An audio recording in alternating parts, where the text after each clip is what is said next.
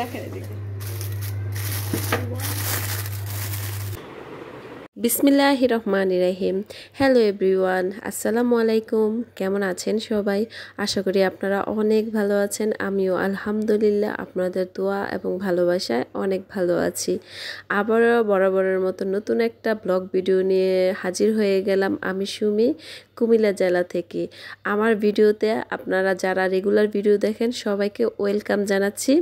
তো আজকে ঘুম থেকে উঠে এরকম সুন্দর সকালের মিষ্টি রোদে হাঁটতে বের হয়ে গেছি। আর এই সকাল সকাল হাঁটলে মন মানসিকতা অন্যরকম একটা ভালো লাগা কাজ করে। মানে শুধু যে শরীর ভালো থাকে তা না, মনও ভালো থাকে। তো যাই হোক, হেঁটে বাসায় গিয়ে হাজব্যান্ড ফোন দিতেছে, ফোন ধরলাম। ফোন রিসিভ করার পরে আমার হাজব্যান্ড বলতেছে যে আজকে আমার ফ্রেন্ড আমি যে মাল পাঠাইছি ওইগুলো নিয়ে বাসায় যাবে। তো চিন্তা করছেন হঠাৎ করে মেহমান বাসায় আসবে, পুরো আমি মাথায় হাত যে আমাকে আগের দিন কেন বললা না। তো সে বলতেছে যে ওর কাছে তো আমি মালগুলা দিয়ে দিয়েছি, 1 সপ্তাহ হয়ে গেছে। ও বলতেছে আজকে যাব কালকে যাব, তো তোমার আমি কিভাবে শিউরে বলি। ও আমার 1 ঘন্টা আগে মেসেজ দিচ্ছে যে আজকে আমি সময় পাইছি, আজকে আমি মালগুলা নিয়ে আসব। আর মূলত আমার হাজব্যান্ডের বন্ধু থাকে ঢাকাতে, ঢাকা মিরপুরে, বুঝছেন। তো সেই জন্য আমি অনেক দিন ধরেই মানে ইয়ার মধ্যে আসি যে ভাইয়া কবে মালগুলা নিয়ে আসবে, কিন্তু আসছে 1 সপ্তাহ হয়ে গেছে মালগুলা নিয়ে আসতেছে না। কারণ উনিও প্রায় 8 বছর পরে সৌদি আরব থেকে দেশে আসছে। তো ওনারও বোন, বাবা মা, আত্মীয় স্বজন সবার সাথে দেখা টেকা করা, বুঝিনি তো একটা মানুষ বিদেশ থেকে আসলে আত্মীয় স্বজনের একটা আলাদা ইয়া থাকে। আর এত লং টাইম পরে আসছে দেশের মধ্যে, তো ওনারও তো ফ্যামিলিকে একটা সময় দিতে হয়। তো আমি বলছিলাম তখন যে আচ্ছা সমস্যা নাই, ভাইয়া নিজের হচ্ছে সুবিধা মতো আসুক। তো আজকে যে হঠাৎ করে আসবে একদম অকল্পনীয়। তো আর কি করার আছে, যেহেতু উনি রওনা দিয়ে দিয়েছে, আমার হাতে তেমন বেশি সময় ছিল না। তা আমি ফ্রিজে গরুর মাংস ছিল, ওইটা আমি হালকা কুসুম গরম পানি করে ভিজিয়ে দিয়েছি। আর এদিক দিয়ে হচ্ছে পটল ভাজি করে নিলাম, দেন আম দিয়ে টমেটো দিয়ে মুসুরির ডাল রান্না করে নিয়েছি। আর ডালের কালারটা দেখেন কি সুন্দর এসেছে।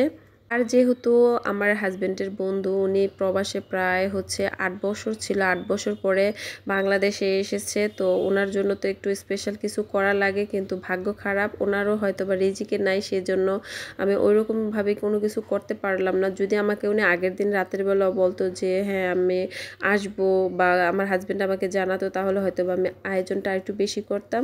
পরে বাসায় গরুর মাংস ছিল বিদায় আমি গরুর মাংসটা হচ্ছে গলে গেছে, তো এগুলো আমি কেটে তারপরে হচ্ছে ভালো করে ম্যারিনেট করে নিয়েছি আলাদাভাবে। গরুর মাংস দেখবেন কষায় রান্না করার চাইতে হাতে ভালো করে ম্যারিনেট করে প্রেশার কুকারে বসিয়ে দিলে এটার স্বাদটা অন্যরকম আসে। আর আমার এই প্রেশার কুকারটা আমার হাজব্যান্ড সৌদি আরব থেকে এনেছিল। এটাতে গরুর মাংস বসাইলে খুব দ্রুত হয়। আমার 20 মিনিট লেগেছিল মাংসগুলো রান্না করতে। তো আমি প্রেশার কুকারের মধ্যে মাংসগুলো দিয়ে তারপরে হচ্ছে টাইম ধরে চুলাটা জ্বেলে দিয়েছি। আমি প্যান প্যান করাতে আমার হাজব্যান্ড বলতেছে যে আরে ওরা তো দেশ এখানে মুরগি টুরগি অন্যান্য জিনিস খায়, তুমি গরু মাংসটা রান্না করতেছো আর সাথে কিছু সবজি টবজি অ্যাড করো। তো পরে একটু মানে মনটা শান্তি হলো যে না থাক সমস্যা নেই। আর যেহেতু তারা দুজন আসতেছে, দুজনের জন্য আর তেমন বেশি কোনো প্যারা নিয়ে লাভ নেই। হঠাৎ করে আসতেছে, আরেকদিন দাওয়াত করে নয় বা ওনার ওয়াইফ বা ছেলে মেয়ে সবাইকে দাওয়াত করে খাওয়াবো।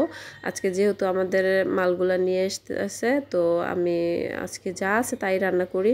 ওই চিন্তা ভাবনা থেকে বাসায় পটল ছিল, তো পটলগুলা কেটে ভাজি করতে বসিয়ে দিয়েছি। আর ব্যক্তিগতভাবে পটল ভাজি আমার খুব ভালো লাগে, কিন্তু হেঁটে এসে আমি 1 গ্লাস পানি খাওয়ার সময় পাই নাই, কারণ আসে দেখতেছি আমার হাজব্যান্ড ফোন দিতেছে। তো হচ্ছে আমি ফোনটা রিসিভ করে তার সাথে কথা বলে যখন শুনছি যে উনি রওনা দিয়ে দিয়েছে ঢাকা থেকে, তো ঢাকা থেকে আসতে তো ওনার 3 ঘন্টা সময় লাগবে। তো 3 ঘন্টার ভিতরে হচ্ছে আমার রান্নাবান্না সব কিছু শেষ করতে হবে। আর উনি যেহেতু আমাদের মালগুলা নিয়ে আসতেছে, তো ওনার সাথে তো একজন মানুষ থাকবে। তো সেই চিন্তা থেকে আমি তাড়াহুড়ো করে রান্নাটা বসিয়ে দিয়েছি। তারপরে যখন 11টা বেজে গেছে, আমার যে কি পরিমাণ ক্ষুধা লেগেছে কি বলবো। তো পরে বাসায় টক দই ছিল, আর হচ্ছে টক দই, দেন ওটস আর কলা দিয়ে আমি আমার নাস্তাটা সেরে নিলাম। এদিক দিয়ে আমার হাজব্যান্ড ভিডিও কলে ছিল আমার ওই মোবাইলের মধ্যে, আর আরেকটা মোবাইল দিয়ে আমি আপনাদের সাথে শেয়ার করার জন্য একটু ভিডিও ক্লিপ নিচ্ছিলাম। তো আমার হাজব্যান্ড হাসতেছে বলতেছে যে এদিকটা আমার লাইনে রেখে নাস্তাও খাচ্ছে আবার ভিডিও করতেছে, আমার কোনো পাত্তা নেই। আচ্ছা ঠিক আছে, ভালো থেকে আমি রেখে দিই। এই কথা বলে তো আমার হাজব্যান্ড রাগ করে ফোনটা রেখে দিছে। পরে হচ্ছে গিয়ে আমি খাওয়া শেষ করে আমি আমার হাজব্যান্ডকে আবার ফোন দিয়েছি। এদিক দিয়ে রান্নাবান্না শেষ না করতে মানে করছি শুধু, হ্যাঁ ঘর দুয়ার ঝাড়ু টাড়ু দিবে, এমন সময় ভাইয়া আমাদের বাসার নিচে এসে ফোন দিছে যে ভাবি আপনি একটু এগিয়ে নেন আমাদেরকে, হচ্ছে আমি তো বাসা চিনতেছি না, ফার্স্ট টাইম উনি আসছে আমাদের হোমনাতে। তো আমার মেয়েকে দিয়ে গেছি যে আম্মু তুমি একটু রুমগুলো ঝাড়ু টাড়ু দাও, গুছাও। তো এই তো ফাইনালি চলে এসেছে আমাদের বিদেশি, আমার হাজব্যান্ড ভালোবেসে কী কী পাঠাইছে ওই সব মাল। তো আসছে মতনে আমি এখানে ওনাদেরকে আগে ফ্রিজের ঠান্ডা পানি দিয়ে হচ্ছে শরবত বানিয়ে দিয়েছি, যেহেতু এখন বাহিরে একটা ব্যবসা গরম চলতেছে, তো বাহির থেকে এসে কিন্তু একটু শরবত খেলে ভালো লাগে। তো আমি আগে ফ্রিজে ঠান্ডা পানি দিয়ে রেখেছিলাম, তো ওইগুলো দিয়ে শরবত বানিয়ে ওনাদেরকে দিয়ে তারপরে হচ্ছে যেহেতু ওনারা এত দূর থেকে লং টাইম জার্নি করে এসেছে, তা আমি দেরি করিনি, আমি সাথে সাথে হচ্ছে খাবারগুলো বাড়া শুরু করেছি। কারণ ওনারা ওইখান থেকে নাস্তা খেয়ে রওনা দিয়েছে হচ্ছে 9টা বাজে, এখানে আসতে আসতে প্রায় 12টা বেজে গেছে। তো আসার পরে 10 মিনিট কথা টথা বলছি, তারপরে শরবত দিলাম। তো 12:30টা বেজে গেছে। চিন্তা করলাম যে যেহেতু রাস্তাঘাটে জার্নি করে এসেছে আর এতগুলা একটা মালের কার্টুন নিয়ে, তো ওনারা তো বাইরে কিছু খেতে পারেনি, হয়তো বা ক্ষুধা লেগেছে। আর এসে ভাইয়া বলতেছে যে ভাবি আমি বেশি সময় দিতে পারবো না, আমি আরেকদিন সময় নিয়ে আসবো, আমার আরেক জায়গায় যেতে হবে। তো যাই হোক সেজন্য খাবারটা সাথে সাথে বেড়ে ফেলছি। আর দেখেন মাংসের কালারটা মাশাআল্লাহ কি সুন্দর এসেছে, দেখতেই অনেকটা লোভনীয় লাগতেছে।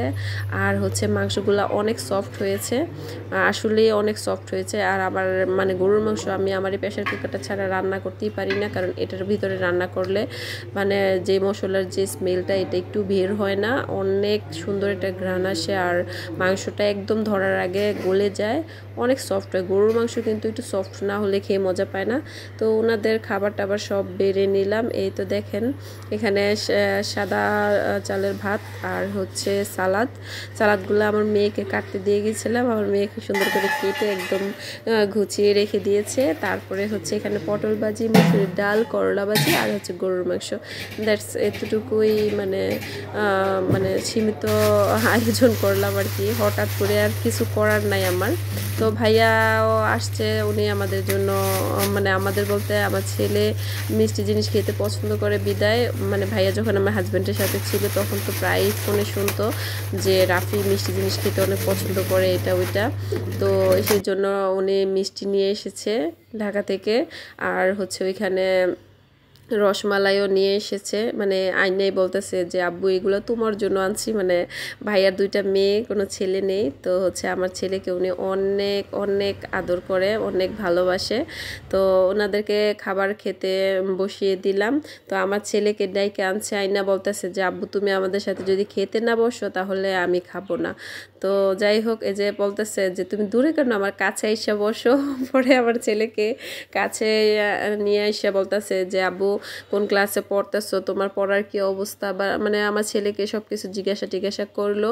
তারপরে হচ্ছে ওনার আর বলতেছি যে কথা বললেন পরে, ভাই আগে খাওয়া দাওয়াটা শেষ করে নেন। তো যাই হোক বলতেছে যে রাফি তোমার জন্য আমি মিষ্টি নিয়ে এসেছি, তুমি মিষ্টিগুলা খাবা, মূলত তোমার জন্য আমি আরও মনে করে নিয়ে এসেছি। পরে হচ্ছে ওনাদের দুজনরে মানে আমার ছেলেকে আর ভাইয়াকে একসাথে বসিয়ে আমি পিকটিক তুলে নিলাম, যেহেতু ভাইয়া আসছে, আবার কবে না কবে আসে বা নাও আসতে পারে, যেহেতু ওনার ঢাকাতে থাকে শিউরনে, বাইরে খুব অল্প সময় ছুটি আছে।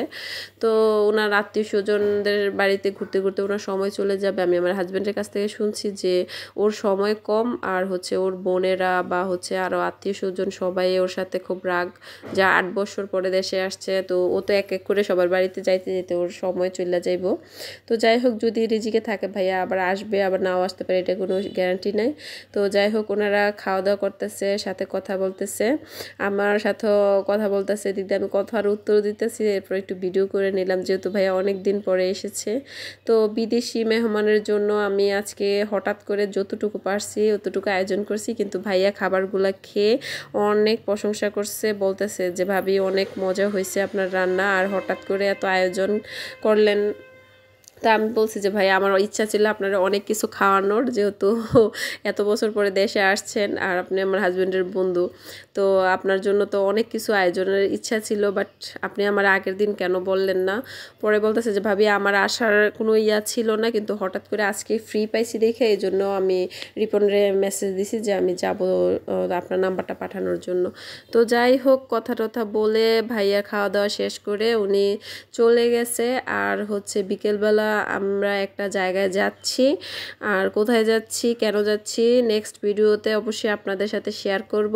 আর হচ্ছে গিয়ে আমার হাজব্যান্ড ওই দূর প্রবাস থেকে আমাদের জন্য ভালোবেসে কি কি মাল পাঠিয়েছে সেগুলো দেখতে হলে নেক্সট ভিডিওটা অবশ্যই আপনাদের জন্য খুব সুন্দর একটা ভিডিও আসতেছে, যে আমার হাজব্যান্ড কি কি আমাদের জন্য পাঠিয়েছে সব কিছু মিলিয়ে আমি আগামী ভিডিওতে সব শেয়ার করব।